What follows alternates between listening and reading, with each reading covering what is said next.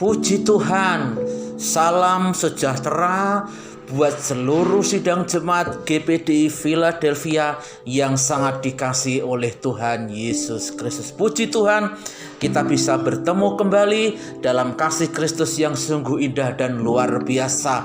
Hari ini adalah hari yang telah dijadikan Tuhan, dan tiba waktunya pada kesempatan ini kita akan bersama-sama mendengarkan kebenaran firman Tuhan. Mari Bapak, Ibu, dan saudara sekalian yang terkasih di dalam nama Tuhan Yesus Kristus, hendaknya kita selalu menaikkan syukur dan terima kasih kepada Tuhan karena kebaikan dan kasih-Nya tidak pernah berhenti mengalir di dalam kehidupan kita sebagai anak-anak-Nya. Puji Tuhan. Mari bersama-sama kita siapkan hati dan kehidupan kita untuk menerima kebenaran firman Tuhan. Bapak, Ibu, dan saudara sekalian yang terkasih di dalam nama Tuhan Yesus Kristus, kita masih diizinkan beribadah biarpun secara online atau daring ya.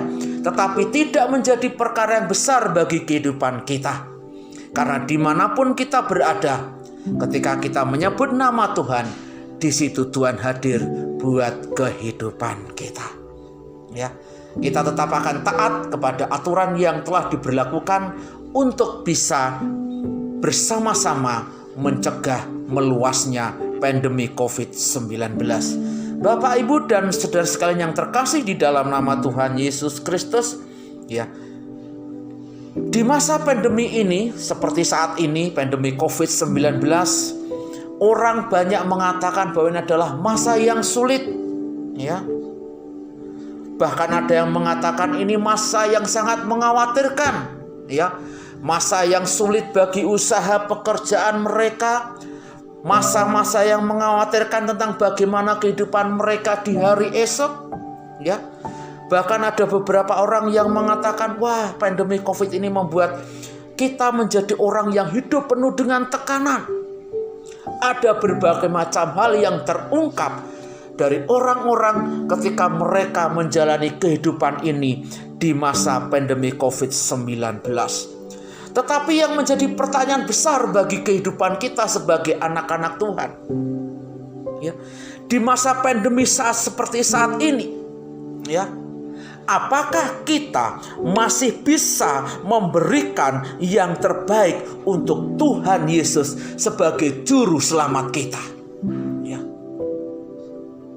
Menjadi pertanyaan yang besar. Karena apa? Banyak orang mengatakan, Tuhan, Engkau tahu bagaimana kehidupanku saat ini. Ya. Engkau tahu bagaimana usahaku saat ini. Engkau tahu bagaimana pekerjaanku saat ini. Engkau tahu bagaimana situasi dan kondisi keluarga rumah tanggaku saat ini. Di masa-masa seperti ini Tuhan, apakah kehidupanku masih bisa memberikan yang terbaik untuk Engkau sebagai Tuhan Juru Selamat kami? Untuk lebih bisa menjawab pertanyaan itu, kita buka Alkitab kita di dalam Injil Matius pasal yang ke-26, ayat yang ke-6 sampai dengan ayat yang ke-13. Demikian bunyi kebenaran firman Tuhan. Sekali lagi, Matius pasal yang ke-6, Matius pasal yang ke-26 ayat yang ke-6 sampai dengan ayat yang ke-13. Demikian bunyi firman Tuhan.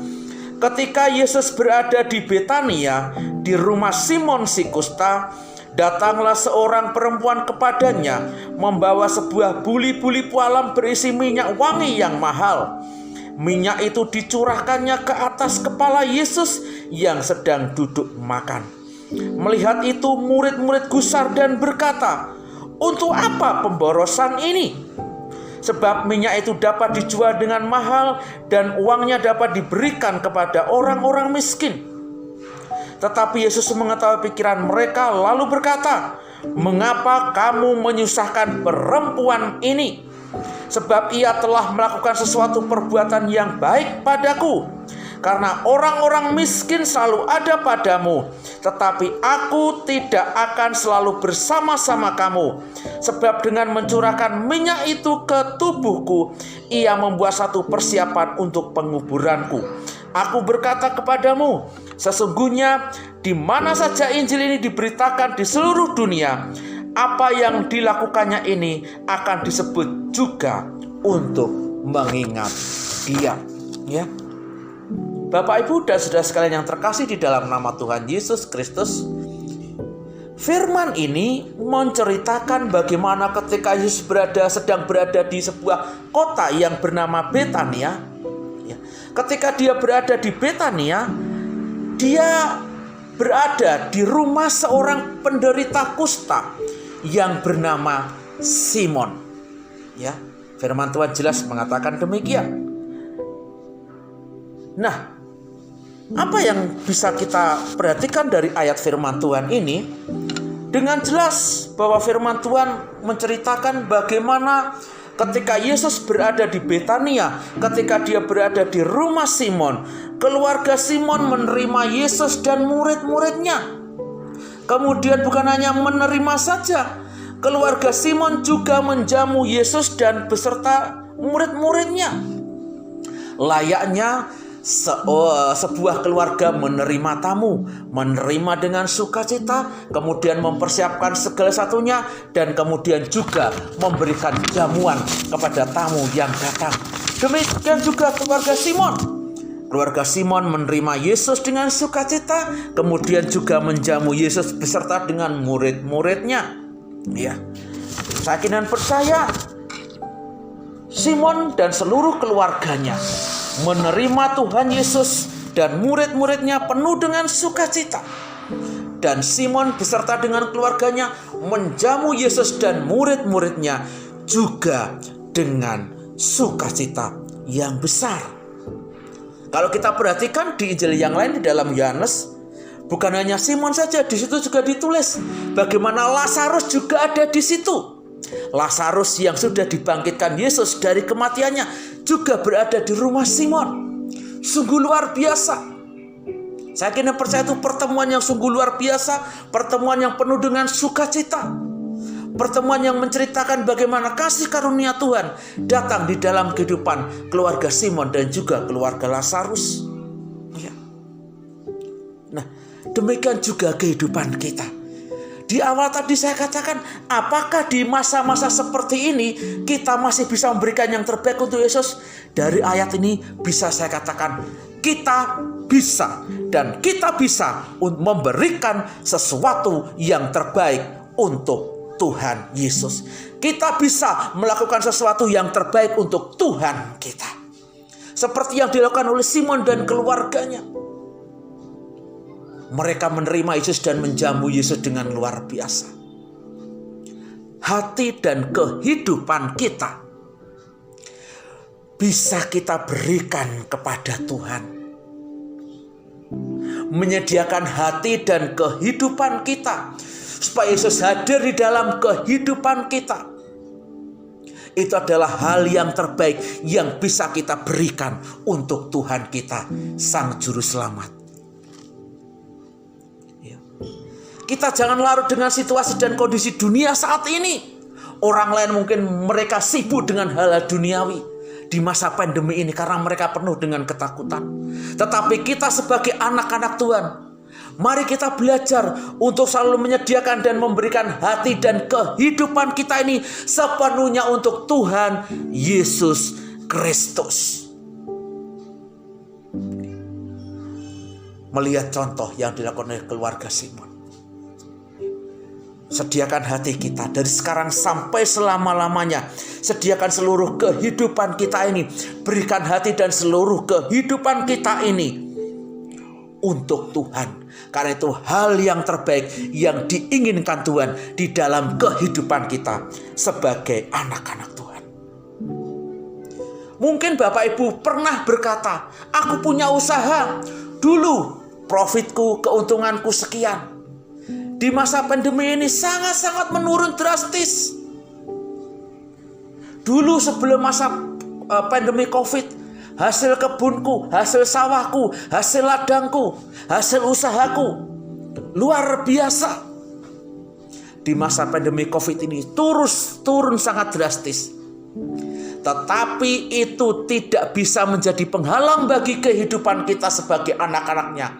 Untuk bisa memberikan hati dan seluruh kehidupan ini kepada Tuhan. Karena itulah yang terbaik yang Tuhan inginkan di dalam kehidupan kita sebagai anak-anak. Itu yang pertama Bapak Ibu. Dengan penuh iman, dengan penuh keyakinan saya katakan, kita masih bisa memberikan yang terbaik untuk Tuhan, yaitu hati dan kehidupan ini. Selanjutnya, firman Tuhan juga menuliskan, datanglah seorang perempuan kepadanya membawa sebuah buli-buli pualam berisi minyak wangi yang mahal. Minyak itu dicurahkannya ke atas kepala Yesus yang sedang duduk makan. Ketika Yesus sedang makan, sedang menikmati jamuan dari keluarga Simon, datanglah seorang perempuan. Kalau di dalam Injil Matius hanya dikatakan datanglah seorang perempuan. Kalau kita melihat di dalam Injil Yohanes, dikatakan perempuan itu bernama Maria. Ya. Dan firman Tuhan juga menuliskan mewanita itu membawa setengah kati minyak yang wangi dan sangat mahal harganya. Injil yang lain menuliskan minyak narwastu. Ya. Ya. Membawa buli-buli pualam berisi minyak wangi yang mahal. Ya. Kalau saya membaca Injil yang lain, itu dijelaskan bahwa perempuan itu membawa setengah kati minyak narwastu. Minyak narwastu itu minyak yang sangat wangi dan memang malah mahal harganya. Dan kalau setengah kati, kalau kita konversi ke sekarang itu ya setengah liter lah seperti itu. Dan minyak narwastu, minyak yang wangi dan sangat mahal itu dicurahkan di atas kepala Yesus. Bukan disiramkan Bapak Ibu ya. Kalau dicurahkan itu ya, sedikit ya, dicurahkan itu apa namanya? Dituang dengan pelan-pelan dan rata. Itu namanya dicurahkan. Kalau bahasa Alkitabnya seperti, bahasa teologinya seperti itu. Jadi dituangkan pelan-pelan dan rata. Itu namanya dicurahkan. Beda dengan disiramkan. Kalau disiramkan tuh hanya fokus pada satu titik, biur gitu selesai ya. Tetapi kalau yang namanya dicurahkan itu dituangkan pelan-pelan dan rata. Perempuan itu mencurahkan minyak yang wangi dan mahal itu rata ke kepala Tuhan Yesus Kristus. Ya, sangat hati-hati ya. Ya, dengan pelan, dengan lembut dan rata. Ya. Nah, apa yang bisa kita pelajari dari apa yang dilakukan wanita ini? Wanita ini memberikan kekayaannya untuk Tuhan. Nah, kekayaan yang saya maksud di sini bukan harta kita, bukan uang kita. Ya. Bukan itu. Kekayaan di dalam firman Tuhan bukan hanya berbicara tentang uang, harta benda, emas, perak, mobil dan sebagainya. Tidak itu. Tetapi ada hal-hal penting di dalam kehidupan kita ini yang sebenarnya menjadi kekayaan yang kita miliki dan itu harus kita persembahkan kepada Tuhan. Keahlian kita, kepandaian kita, kecerdasan kita, ketekunan kita. Mungkin di dalam hidup ini ada visi dan misi. Nah, visi dan misi di dalam kehidupan kita ini itu adalah, dan yang lain seperti ya tadi saya katakan, keahlian, kepintaran, kepandaian, kecerdasan, ketekunan, ya, ketelitian dan sebagainya. Itu adalah kekayaan yang Tuhan berikan di dalam kehidupan kita. Dan itu kita harus berikan kepada Tuhan. Jangan sampai keahlian yang kita miliki, kepandaian yang kita miliki, kecerdasan yang kita miliki, ketekunan yang kita miliki, ya, kita berikan kepada dunia ini.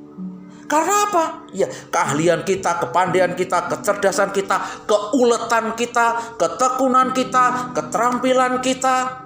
Bagaimana kita bisa membuat terobosan-terobosan di dalam kehidupan ini. Itu adalah semua pemberian Tuhan. Tuhan memiliki semua itu dan diberikan kepada kita. Dan hendaknya kalau hal-hal itu ada di dalam kehidupan kita, yang menjadi kekayaan di dalam kehidupan kita, kita berikan kepada Tuhan. Jangan berikan kepada dunia. Karena apa? Kadang-kadang dunia menolak kekayaan yang ada di dalam kehidupan kita. Tetapi Bapa yang di surga, Dia benar-benar menerima semua kekayaan di dalam hidup kita ini. Dan Tuhan senang jika kekayaan yang ada di dalam kehidupan kita ini, keahlian kita, kepandaian kita, kecerdasan kita, keuletan kita, ketekunan kita, ya, itu kita berikan untuk hormat dan kemuliaan bagi nama Tuhan kita Yesus Kristus. Tuhan pasti menerima itu. Ya, sekarang banyak orang, saya katakan tadi, setiap orang, mungkin setiap keluarga punya visi dan misi di dalam kehidupannya. Berikan visi dan misimu itu untuk Tuhan. Karena visi dan misi adalah kekayaan yang Tuhan taruh di dalam kehidupan kita. Dan itu yang pertama harus kita berikan untuk Tuhan. Itu pemberian yang terbaik dari kita untuk Tuhan. Seperti kita melihat bagaimana wanita di dalam Alkitab. Dia memberikan minyak yang wangi yang mahal, dicurahkan ke atas kepala Yesus. Dan bau semerbak wangi itu memenuhi rumah itu. Ya, semua orang yang di dalam ruangan itu sangat senang dengan harumnya minyak yang dituang oleh perempuan itu. Ya. Ketika hati dan kehidupan ini kita berikan kepada Tuhan, ketika kekayaan yang ada di dalam tubuh kita ini kita berikan kepada Tuhan, Tuhan bersukacita. Dan seluruh yang ada di sekitar kita juga bisa merasakan apa yang kita perbuat. Ya. Tidak sia-sia ketika kita memberikan yang terbaik untuk Tuhan. Tidak sia-sia. Tidak sia-sia. Mana ada sih orang yang menyemprotkan minyak wangi yang sangat mahal, kemudian orang-orang di sekitarnya pergi? Tidak ada. Mereka pasti akan mencium aroma wewangian itu. Demikian juga jika hati dan kehidupan kita, kekayaan di dalam hidup kita, di dalam tubuh kita ini, jika kita berikan kepada Tuhan, maka bukan hanya kita akan menerima berkat. Keluarga rumah tangga kita, saudara kita, tetangga kanan kiri kita akan merasakan juga bagaimana kasih dan kemurahan Allah datang di dalam kehidupan mereka. Ini yang Tuhan izinkan. Kita bisa menjadi saksi jika kita bisa memberikan yang terbaik untuk Tuhan kita, Yesus Kristus. Nah, jika kita melakukan yang terbaik untuk Tuhan, maka kita akan merasa berbahagia. Kebahagiaan itu apa? Jika kita bisa dan mau melakukan dan memberikan yang terbaik untuk Tuhan, maka kebahagiaan yang utama, Tuhan berkata, kita ini akan menjadi empunya atau pemilik kerajaan surga. Coba kita baca di dalam Matius pasal yang kelima, ayat yang ketiga, bagaimana ucapan bahagia yang disampaikan Yesus ketika dia memberikan khotbah di bukit. Matius pasal yang kelima, ayat yang ketiga. Demikian bunyi firman Tuhan. Berbahagialah orang yang miskin di hadapan Allah, karena merekalah yang empunya kerajaan surga. Ya. Jelas sekali, berbahagialah orang miskin di hadapan Tuhan, karena merekalah yang empunya kerajaan surga. Tuhan tidak butuh harta benda dunia. Tuhan butuh hati kita ini, kehidupan kita ini, kita berikan kepada Dia. Maka kita menjadi empunya kerajaan surga. Kita menjadi pemilik kerajaan surga. Ya. Miskin di sini adalah hal-hal duniawi. Kalau kita miskin hal-hal duniawi, maka kita menjadi kaya hal-hal rohani. Orang yang kaya hal-hal rohani akan mendapatkan kebahagiaan dan dia menjadi empunya kerajaan surga. Hal-hal rohani, jika hati dan kehidupan kita ini dan seluruh kekayaan di dalam tubuh kita ini, di dalam kehidupan kita ini, kita berikan kepada Tuhan, maka kita menjadi empunya kerajaan surga. Maka kita menjadi pemilik kerajaan surga. Ya. Yang kedua, coba kita buka di dalam Mazmur pasal yang ke-147. Ini janji firman Tuhan yang diberikan kepada kita jika kita benar-benar memberikan yang terbaik untuk Tuhan, hati dan kehidupan kita, dan seluruh aspek kekayaan di dalam hidup ini jika kita berikan kepada Tuhan. Mazmur 147, kita baca ayat yang ketiga terlebih dahulu. Ya. Ia menyembuhkan orang-orang yang patah hati dan membalut luka-luka mereka. Jika kita memberikan yang terbaik untuk Tuhan, ya, hati dan kehidupan kita ini dan seluruh kekayaan di dalam kehidupan kita ini, di dalam tubuh ini, maka kemurahan Tuhan akan datang di dalam kehidupan kita. Mungkin satu saat kita mengalami hal-hal yang tidak kita inginkan, sehingga kita merasa sedih, sehingga kita merasa patah hati. Tetapi firman Tuhan jelas mengatakan, Tuhan akan menyembuhkan segala sakit penyakit yang ada di dalam tubuh kita ini. Baik sakit penyakit secara jasmani maupun rohani, semua akan disembuhkan oleh Tuhan Yesus Kristus dengan sempurna. Ya, Tuhan akan menyembuhkan dengan sempurna. Karena firman Tuhan juga mengatakan, dan membalut. Sempurna, sungguh sempurna perbuatan Tuhan di dalam kehidupan kita. Kita lanjut, perhatikan ayat yang ke-6 dari Mazmur 147. Tuhan menegakkan kembali orang-orang yang tertindas, tetapi merendahkan orang-orang fasik sampai ke bumi. Kita akan ditegakkan kembali. Kita akan menjadi orang-orang yang kuat, yang kokoh, yang teguh di dalam kehidupan ini. Ya, biarpun kanan, kiri, depan, belakang, atas, bawah menghimpit kita, menindas kita, tetapi jika hati dan kehidupan kita dan seluruh kekayaan di dalam tubuh ini, ketika kita berikan kepada Tuhan, itulah yang terbaik yang Tuhan inginkan. Maka apa? Tuhan akan berikan kekuatan di dalam kehidupan kita, sehingga kita terus bisa tegak berdiri dan berjalan maju mengikuti maunya Tuhan Yesus Kristus, dan kita dibawa kepada kasih kemurahannya yang sungguh besar. Dan ayat yang ke-14, demikian bunyi firman Tuhan, Mazmur 147. Ia memberikan kesejahteraan kepada daerahmu dan mengenyangkan engkau dengan gandum yang terbaik. Ya, Tuhan akan berikan kesejahteraan di dalam kehidupan kita. Orang lain boleh berkata, oh di masa ini kami mungkin besok mati kelaparan. Tetapi bagi anak-anak Tuhan, Tuhan menjamin kehidupan kita. Karena ini bunyi kebenaran firman Tuhan. Firman Tuhan jelas mengatakan, Ia memberikan kesejahteraan kepada daerahmu di mana kita tinggal. Kita tidak akan kekurangan. Ya, kita tetap akan dipelihara oleh Tuhan. Karena Tuhan melihat kehidupan kita, hati kita, dan seluruh kekayaan di dalam tubuh ini, kita berikan menjadi persembahan yang terbaik untuk Tuhan kita, Yesus Kristus. Ya, lakukan yang terbaik untuk Tuhan dengan kerendahan hati. Jangan dengan kesombongan. Berikan hati dan kehidupan kita. Berikan kekayaan di dalam kehidupan kita ini kepada Tuhan dengan kerendahan hati, karena kerendahan hati akan menguatkan iman percaya kita kepada Tuhan Yesus Kristus, sehingga kita bisa berkata, dunia boleh mengalami masa pandemi, dunia boleh mengalami masa yang sulit, tetapi ketika saya hidup bersama dengan Tuhan, ketika saya berikan yang terbaik untuk Tuhan, Tuhan ada di dalam kehidupan saya. Saya tidak akan kekurangan, saya tidak akan khawatir, saya tidak akan takut, karena Allah beserta saya, Allah di dalam kehidupan saya, Allah berada di dalam keluarga rumah tangga saya, Allah berada di dalam usaha dan pekerjaan saya, dan berkat-Nya tidak pernah kering mengalir di dalam kehidupan kita sebagai anak-anaknya. Lakukan dan berikan yang terbaik untuk Tuhan kita, Yesus Kristus. Amin. Mari kita berdoa. Terima kasih Tuhan Yesus buat hari ini.